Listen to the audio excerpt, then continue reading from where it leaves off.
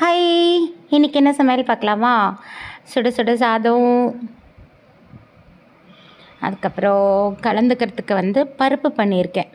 Just வெங்காயம், தக்காளி, பூண்டு இதெல்லாம் பச்சை மிளகாய் இதெல்லாம் வதக்கி கொட்டி இது நைட்டுக்கு ஆலு பரோட்டாவுக்கு மாவு கலந்து வச்சுருக்கேன்னா அதுக்கு இது தொட்டுக்கலாம் அப்படின்னு சொல்லிட்டு சாதத்துக்கும் பண்ணிட்டாச்சு, நைட்டு டின்னருக்கும் இந்த பருப்பு பண்ணிட்டாச்சு.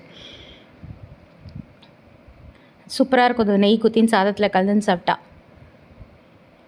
அதுக்கப்புறம் தொட்டுக்கிறதுக்கு நல்லா காரமாக உருளைக்கிழங்கு ஃப்ரை பண்ணியிருக்கேன். நல்லா வெங்காயம் தக்காளிலாம் போட்டு உருளைக்கிழங்கு வேக வச்சு அதில் நல்லா காரமாக பண்ணியிருக்கேன். இந்த பருப்பு சாதத்துக்கு நல்லாயிருக்கும். ஏன்னா பருப்பு சாதம் சப்புன்னு இருக்கும்ல. நேற்றுக்கு காலிஃப்ளவர் பெரிய பூவாக இருந்தது, அதனால் கொஞ்சம் நேற்று பண்ணினேன். பேலன்ஸ் கொஞ்சம் இருந்தது, சரி வேஸ்ட் அப்போ போகிறதுன்னு சொல்லிட்டு அதே ஒரு வதக்கிண்டாச்சு. நல்லா காலிஃப்ளவர் ஃப்ரை, உருளைக்கிழங்கு கறந்து வெங்காயம் தக்காளி போட்டு, தயிர், அப்புறம் மாங்காய் ஊறுகாய் நேற்று போட்டால அந்த மாங்காய் ஊறுகாய் இருக்குது.